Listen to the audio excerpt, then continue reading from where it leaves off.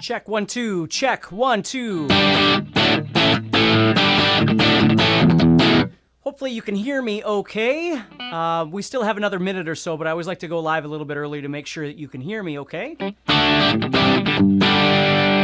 Check, 1, 2. So if you can, just throw a chat up and let me know that everything's okay. You can hear me okay. I'll get that out there so I can see you. There we go. Hey, everybody. Awesome. Thank you. All right. It looks like you can hear me. Okay, perfect. Of course, what we're going to be talking about today is ear training. I'm going to give you some basic things to think about. Hey, everybody. I'm going to give you some basic things to think about to try and help you a little bit with ear training. Now, just like everything else in guitar, these things that we talk about go far deeper than what I can do on, a little live session like this. But I am going to try and help you as much as I can. And if you're interested in studying further, I actually have a guitar course called Ear Training Made Easy, and there will be a link in the description if it's not already there. It'll be there very soon, and you can check out more information on how to do this whole ear training thing. So today, hopefully, hey everybody, hopefully you've got a pencil and a piece of paper with you, and then of course your guitar. And I'm going to be asking you to do a few studies for me and see how you do, okay? So you want to have a pencil handy, you want to have a piece of paper, and your guitar if you have it. And we're going to just go through some different things. I'm going to give you some ideas of how I think about ear training in my head. And like I said, if you wind up really enjoying this, please share it with somebody or let somebody know about it. And then please check out Ear Training Made Easy. It's a great guitar course for learning how this ear training thing works. So thank you so much for being here, everybody. Again, I don't want to waste anybody's time, so we're going to jump right into this. So if you do have your guitar and a pencil and a piece of paper, or two of the three, that would be great, okay? Awesome. Looks like everybody's ready. So the first thing, there is going to be some talking here. There's more talking than playing when it comes to ear training, so I'm just warning you. Because there is. You got to learn to think about things, not just play, okay? So the first thing, there's 3 steps I'm going to go through, and really I'm going to give you 4 today to think about. So the first, if you don't have your guitar, don't worry about it, okay? Because as long as you listen to this, and of course you can watch this as many times as you want afterwards, you're going to be able to use these tools. So I'm going to break this down as much as I possibly can for you, okay? The first thing is, let's say we're all starting at the very beginning of ear training. So what we're not talking about is trying to figure out songs at 220 beats a minute. Right? And we're not trying to figure out sweep arpeggios, and we're not trying to figure out Yngwie Malmsteen or Dream Theater solos, okay? That's further down the line. For most people, it's just how do you start putting this thing together to hear songs, to hear music? When I first started learning how to play guitar, which was back in the early 80s in small-town Fargo, there wasn't a lot of guitar teachers around. And so in order to learn how to play the songs that I enjoyed, Def Leppard and Ozzy and Maiden and different things like that, I had to learn how to play by ear. Back then, of course, there was no internet. Guitar magazines were sparse at the time. There wasn't a lot of tablature. Tablature was just becoming popular at the time with books and things like that. So let's just get to this, okay, and show you kind of what I think about. The first thing for you is, and please understand this anytime you practice guitar anyway, choose the right songs. Choose the right song for what you're trying to learn how to do. We all want to be good at guitar playing, okay? We all want to be fast. We all want to be smart. We all want to play musically. Of course we do. But if we set ourselves up for failure before we ever begin by choosing things that are just too difficult for our wheelhouse at this point today, the problem is that it frustrates us too much. Okay, and we're setting ourselves again up for failure because we're trying something that's just a lot harder than it needs to be. So the most important thing I'm begging you when it comes to your guitar playing is choose things that are in your wheelhouse, so to speak, in your framework, okay? Choose the right songs. And let me show you what I mean by that. Let's say we wanted to figure out the chord progression to a song. Now, what we would probably want to do if we've never done this before, and I am going to have a couple of examples for you as well today, we would probably want to choose a song that doesn't seem way too fast, and it doesn't seem like it has way too many chord changes. Okay, that's the first place to kind of start. And I'm going to give you a couple of examples, and then hopefully after this, you'll check out Ear Training Made Easy, and you'll also take a look at some other songs that are kind of the same, in the same realm of what I'm talking about here. So, if we were to choose a song that has, it seems like anyway, it's a moderate tempo, and it doesn't seem like it's got way too many chord changes. Okay, so that's step one. Okay, let me play you a little bit of a song. Let me show you. Okay, this is a song by an old school band called the Bodines, if anybody's ever heard of the Bodines. Okay, and I just want to play a little bit for you.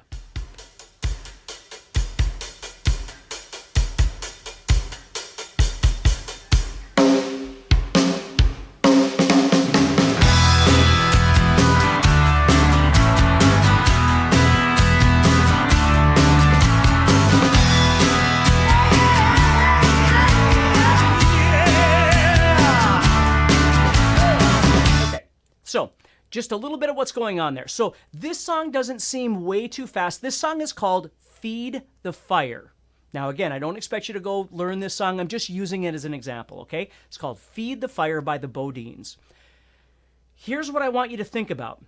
When we first, so the first tip to this is choosing the right song, okay? Trying to find songs that fit where you're at in your playing.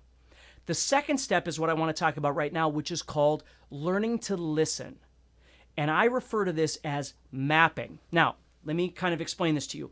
If I'm driving in my car and I hear a song come on the radio, immediately my brain starts trying to figure out how parts go within the song. It's a blessing or a curse, depending on how you look at it. It's just the way it is. So I can't listen to music when I try and go to sleep because I sit there and I think about it the whole time. So when I'm listening to a song, I'm trying to map out how I think the song goes. So let me explain this to you a little bit, okay? It looks like some people like the Bodines. This is awesome. So I think of mapping is like a map. I'm literally trying to visualize this song. And there's two ways to visualize this. One is from a bird's eye view. Verse, pre-chorus, chorus, all these things that we talk about, right? If I wanted to learn how to play a song by ear, or if I even wanted to memorize a song to play with other musicians or in a band or whatever it might be, I would need to map this song out to know how it goes, right? I mean, if you've learned songs before, you know what I'm talking about. You have to know how the song goes from beginning to end. And then you get together with your band and you rehearse it and everything like that. That's what mapping is. Now, when you're learning songs by ear, this bird's eye view doesn't do us a lot of good. What we need to do is we need to zone in, we need to zoom in on a particular part, okay? And I'm going to call these parts blocks. I'm going to call them blocks. They're just pieces to the song. Now, traditionally, we think of a piece as like a verse. Well, we're going to zoom in even further than that. We're going to zoom in as far as we can go and start hearing something that sounds like it's by itself or it's in a group with other chords. Okay, now remember, we're talking about chords right now. So if I zoom in far enough, let me show you this. If I zoom in far enough, this is what I get. Okay, just listen.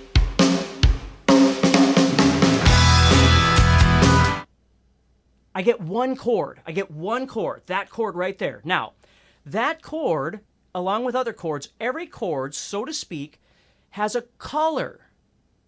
It has a sound, and we'll call that sound a color. E has a sound or a color. D has a sound or a color. A has a sound or a color. They're all a little different from each other. If you think about it, when I play E on the guitar, it's got this kind of low, full sound. D is a little bit smaller, right? It's a little bit thinner. A. Now, again, I'm not telling you that you need to identify every chord right now. I'm just telling you, do you agree that each chord has its own kind of sound? You know, E for me is this big, wide sound. D is a little bit smaller. So, hey, everybody. So each chord has a distinct kind of color to it. Now, we are not talking about perfect pitch, okay? So I'm not, going to play something and then, or on the piano and you have to go, oh, it's an E minor, flat 9, sharp 11. That's not what I'm asking. I don't have perfect pitch. I have relative pitch. I can hear chords connecting. And I can hear the sound of certain chords because I've played for a long time, okay? So learning to kind of hear the difference in tonality of some of these really common chords that we play as guitar players, and we know that they play as band members, right? So as we're listening to this block, what we're listening for is some sort of sound that we hear. Now, we know that that sound is more than likely going to switch to another color, another chord. So this is where I'm going to zoom out just a little bit, and I'm going to try and hear a block of repetition, which is generally a measure, but sometimes it can be longer, sometimes it can be shorter. But let me show you what I mean. So that first chord that I'm hearing, and I don't want to give it away yet, so I'm not really talking about the chords just yet, but hold on a second. So now listen with me.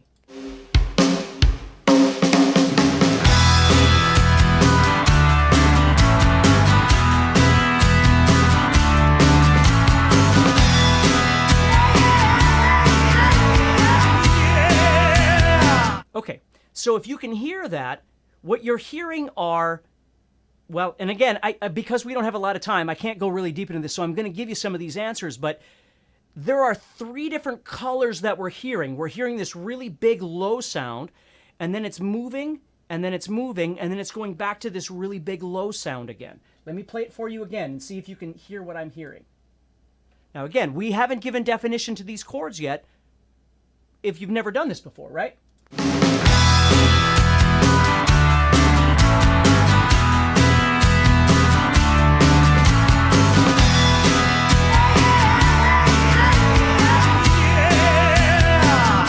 Okay, so there's 2 things happening here. Number 1 is we want to identify those chords, right? Because that's what ear training is, but it's far more than that. Number 2 is we want to be able to take this block that we're building and understand that it's going to get repeated over and over and over. And equally as important is identifying when it doesn't get repeated, when things change, okay? So now, if we zoom out just a little bit, we know we've got this block that has 3 different sounds in it. Does that make sense? Let's now see how many times we do it before we hear something else.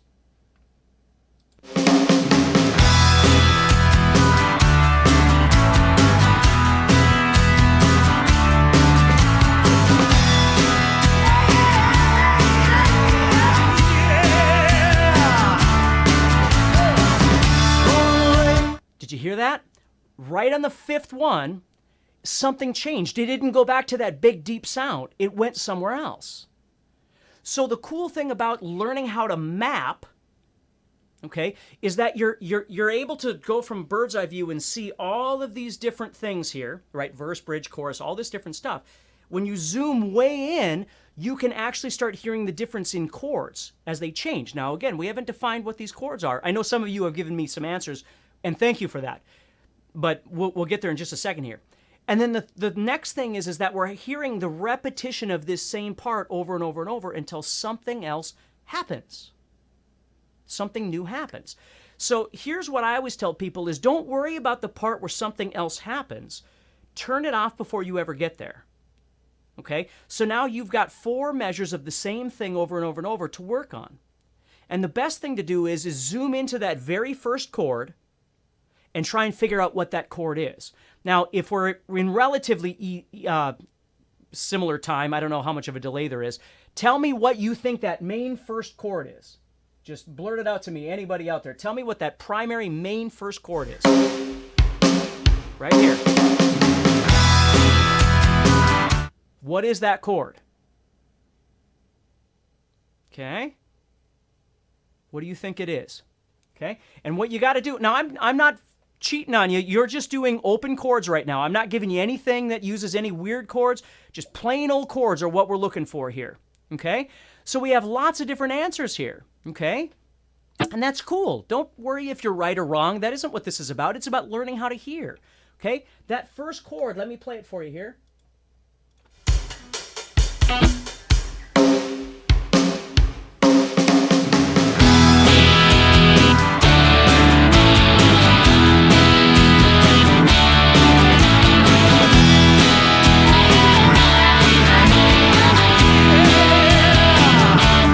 Okay? So the first chord is E. Okay? The first chord is E. Now, I see somebody up there that said E minor, and thank you for that, because that's the next thing we got to talk about. When you're trying to figure out something by ear, okay, as a guitar player, you know that you've got a couple of battles here. Number 1 is learning how to map, learning how to zoom in and just take one piece. if you think back when I was a kid and I had a record player, because that's exactly what I had, I would listen to the beginning of a song, and then just like you're doing right now, and then I have to lift the needle. And then I have to put it back and listen and lift the needle. And then put it back and listen and lift the needle. And then I'd set it down and I'd go to my guitar and I'd start trying to figure out what those chords are. Now, understand the difference. If I'm trying to figure out in real time, and the song just keeps playing and playing, and the parts are changing and the chords are changing, it's very easy to get lost and feel like you can't ear train. But if you just take one chord or a block that gets repeated, and you just stop there and have that sound playing in your head, have that color playing in your head, and then go to your guitar. For those of you that did not answer E, go back and try E. Are you ready? You'll hear the drum fill and then we'll hit E. Are you ready? That was a little too close. Okay, if you have your guitar, get ready on E. Here we go.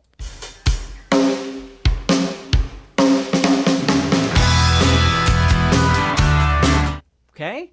So once you figured out E, then you've got to figure out what might be around it. Like, what are some other chords that are common that get played with E, right?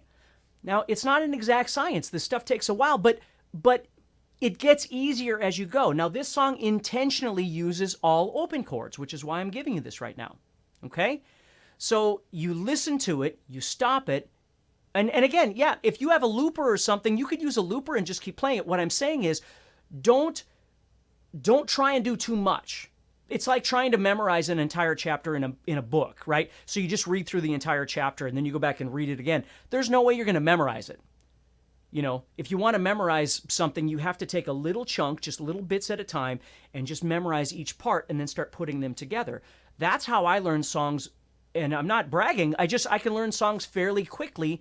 I'm not saying they're not a challenge technically. That's not what I'm saying. I'm saying learning how a mapped idea of a song is a relatively quick thing for me to do because my brain understands how to break this down, just like I'm explaining it to you right now.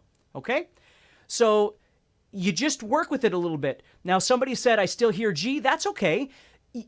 It's going to take some time for some people. It takes a little while just to learn how to hear that sound or that color and let it kind of permeate your brain with the chord that you're trying to play. So I'm just going to say this one more time so everybody understands. Even though we know there's a block, and that block contains 3 different colors or 3 different chords, okay? There can be more chord changes, but there's 3 different sounds within this block. That doesn't necessarily mean that you're ready to try all 3 of them. Some of you are, okay? But some of you are not. You just start with one sound from that block. You're aware from a mapping perspective that there's 3 different sounds, but you just start with one. And now, if we go to the next one, the next chord that follows it,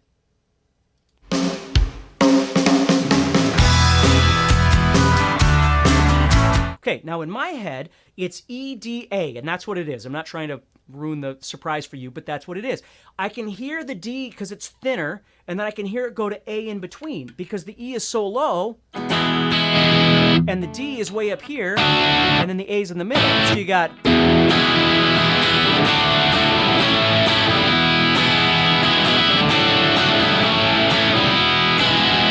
Okay? And that's what it is. Now let me get you to the part where it changes, okay? So remember we said it goes through 4 times and then something else happens? Try and hear and tell me what is that change? What chord do we hear all of a sudden? So listen. Here's your EDA.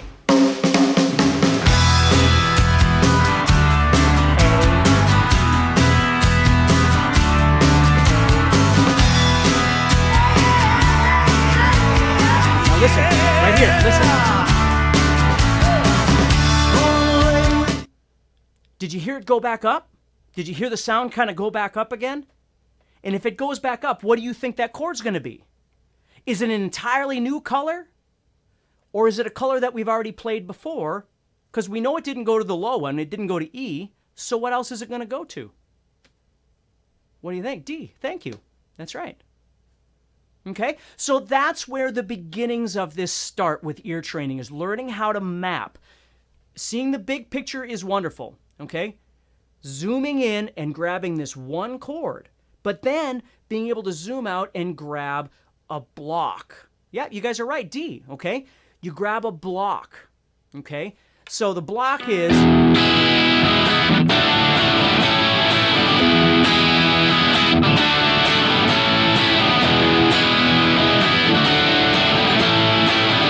Now watch.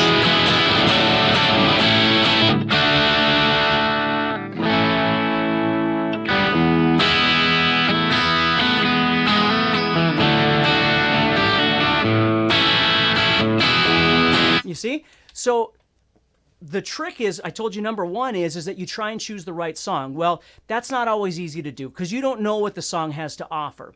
But if you know the band traditionally uses open chords or something like that, like let's say you were doing, you know, I don't know. I mean, it could be anybody, Neil Young or Bob Dylan or somebody or the Eagles or whatever. And I'm not saying they don't use bar chords or stuff because they do. So here's the next issue that you have to deal with before we move on to number two. And I'm going to make this quick because I don't want to waste your time here, okay? That chords are major or minor. But that can kind of be worked out as you continue doing this. One of the things that you should really try and do if you've never done it before is spend some quality time hearing the difference.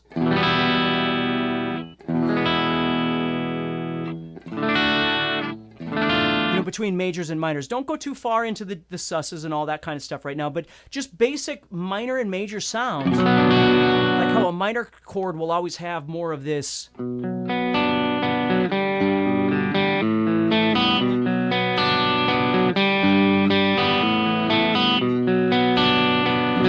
That kind of darker sound. Where if you're rocking out,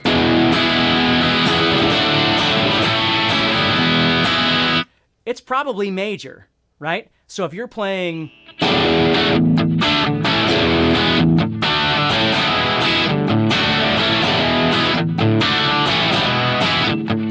like AC/DC, you're playing major 90% of the time because it's this rock and roll thing, okay? So it takes some time, okay? You just got to be patient with it. So the third thing is we've got, these colors. The second thing is we've got quality to the color, which is major or minor, which can be a little confusing.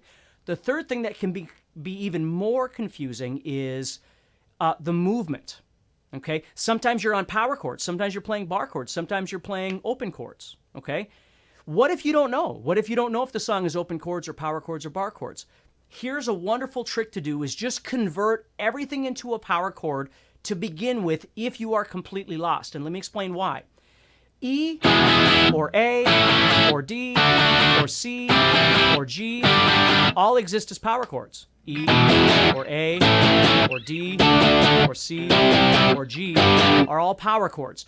And what happens with a power chord is we're able to remove the major-minor confusion if we're having a problem. We don't even play major or minor. We'll get to it. It's a second step. So we could play...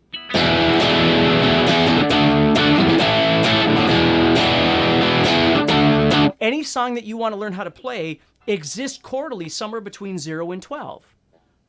It just does. I mean, yes, there's octaves and things, but the chords are between 0 and 12. Okay?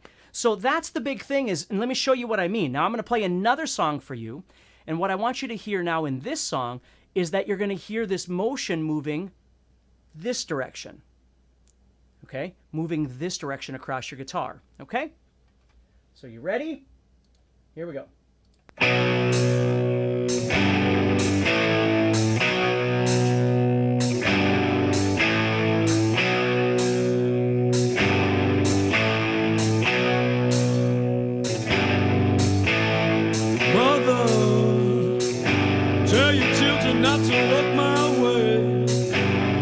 Okay, so if you were just learning how to play this song, like this is a perfect song that I like to use with students who have never done this before. Because, again, the same rule is applying. You're going to start with a block. Now, how many sounds, how many colors are you hearing in this block? Right? As I play this, how many sounds are you hearing before the repetition begins?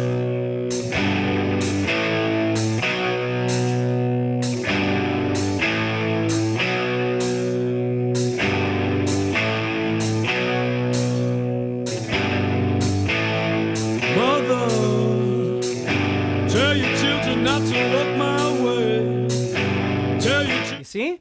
So the trick is now we do the same thing we did with the Bodines tune. This song is called Mother by Danzig, if you don't know it. So this one, we got to figure out what that first chord is to be able to figure out what everything else is. So we zoom in and we figure out what that first sound is. Even if you just play that first sound. Oops, sorry. There we go. So I rewind it. That right there. So we're thinking.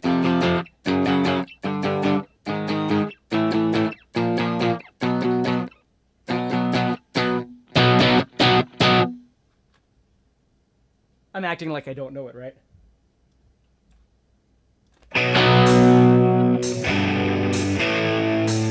So that first chord is B, 7th fret. It's 7th fret. Now, if you have your guitar, head on up to that B, the 7th fret, okay? Head on up there, and that's your B, okay? Now, again, if you're still trying to figure it out, please understand, I have a limited amount of time, and I don't want to waste your time. So we've got to be there. Now, if you think about it, if you listen to the movement of the next two chords that make up this block, where does it go? Okay?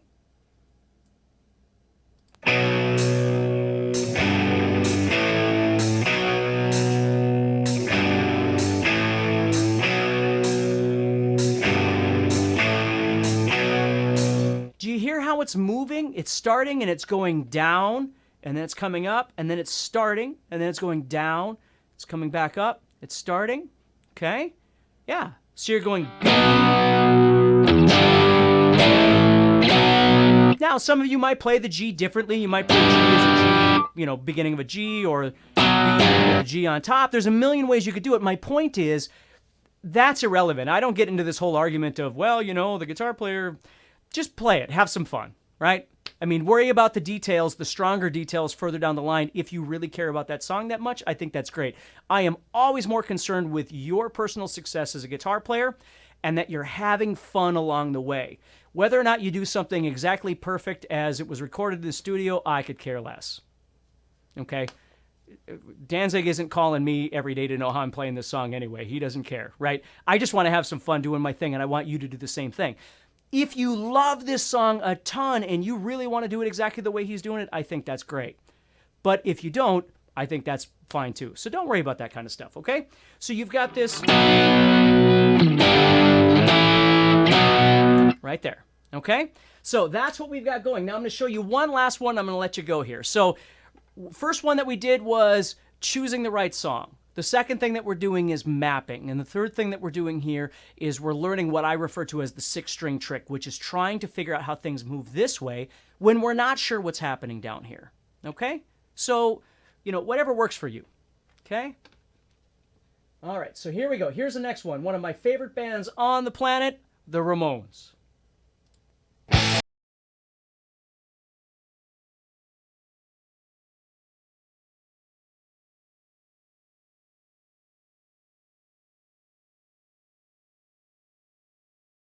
Okay, so this song is called I Just Want to Have Something to Do by the Ramones. Again, absolutely one of my favorite bands on the planet, the Ramones.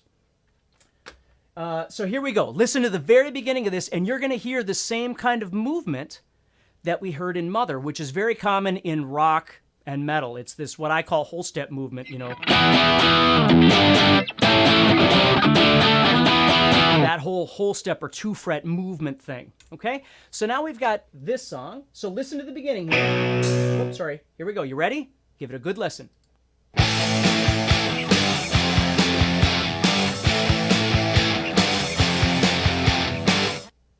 going to play it again.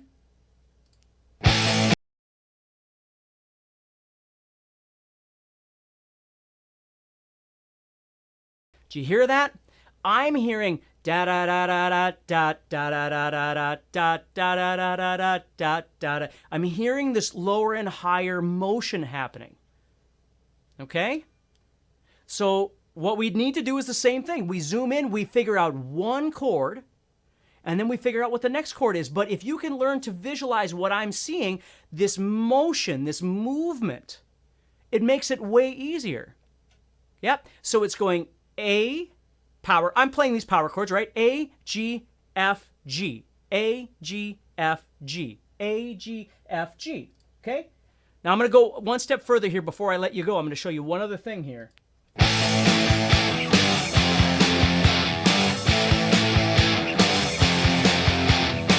Now, right here, okay, when he starts singing, when Joey starts singing, okay, one of the most iconic singers of all time, Joey Ramone. When he starts singing, okay, it changes. So see if you can figure out what happens here when he starts singing. It's a new block. I'll give you a hint. It's not new chords. It's just a different block. Listen.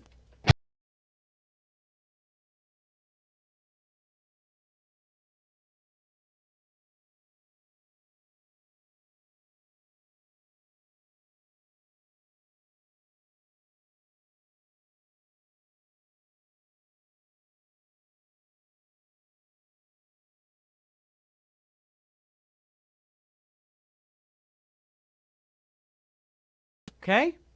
Do you hear that?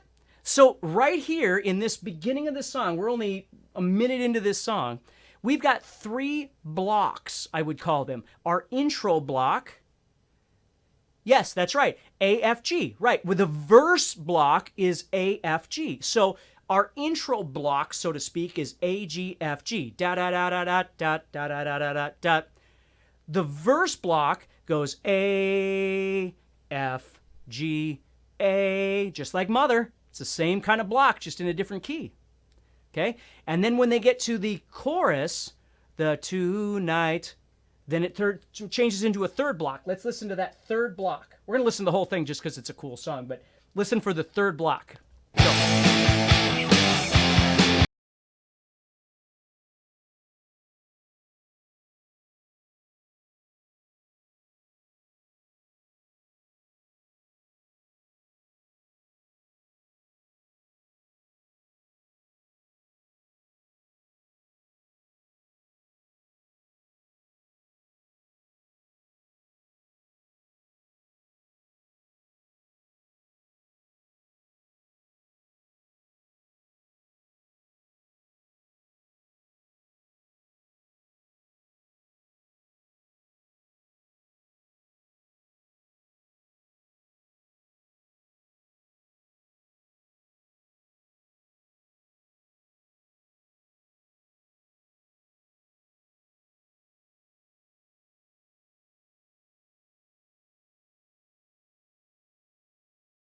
Hang out on A for a long time, right? Yeah. That's how you begin to listen to songs. That's choosing the right song. That's learning to map the song, and that's using your 6th string, if needed, to figure out how to move across the fretboard. So again, I'm just letting you know, I have a course called Ear Training Made Easy, and it covers all this kind of stuff. And so if it's something that you think might help you, or you know somebody that could help, please let them know. I hope this helps you today, okay? I hope it helps you out with learning how ear training kind of works. Please, please, please, as always, please share these lessons if you like them with other people, and subscribe and blah, blah, blah, and all that kind of stuff. And then join me again. I will try and help you with something else in the near future again. So I hope that helped everybody. Please take care and stay positive, and I will talk to you soon, okay? Bye, guys.